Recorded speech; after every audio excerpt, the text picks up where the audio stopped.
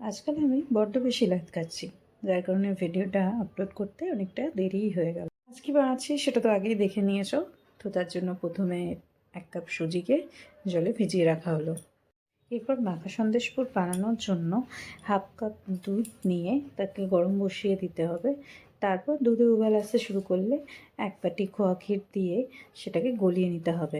খোয়া ক্ষীর সম্পূর্ণ গলে গেলে এতে 1/2 কাপ ঝোলা গুড় দিয়ে ভালোভাবে নেড়ে ছেড়ে মিশিয়ে নিতে হবে। ক্ষীর জমাট বাঁধতে শুরু করলে নামিয়ে ঠান্ডা করার জন্য রেখে দিতে হবে। ও হ্যাঁ, আমি বলতে ভুলে গেছি, আজকের রান্নাটা আমি না, মামুনি করছে।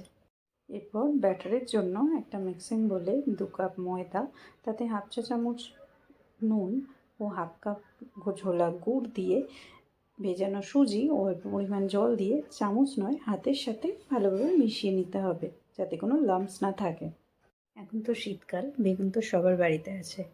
একটা বেগুনের বোটাকে অল্প একটু বেগুন রেখে দিয়ে কেটে নিতে হবে অয়েল ব্রাশ করার জন্য।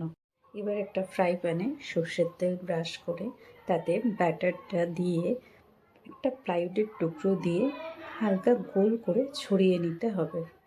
এরপর এর মধ্যে মাখা সন্দেশের পুর দিয়ে একপাশে চামচের সাহায্যে ভাঁজ করে নিতে হবে। তাহলেই তৈরি আমাদের পাটিসাপটা। এইভাবে একবার চালের গুঁড়ি ছাড়া সুজি দিয়ে পাটিসাপটা বানিয়ে দেখো, খুব ভালো হয় খেতে। রেসিপিটা কেমন লাগলো কমেন্টে জানাও, আর লাইক, শেয়ার অ্যান্ড চ্যানেলটা সাবস্ক্রাইব করে দিও।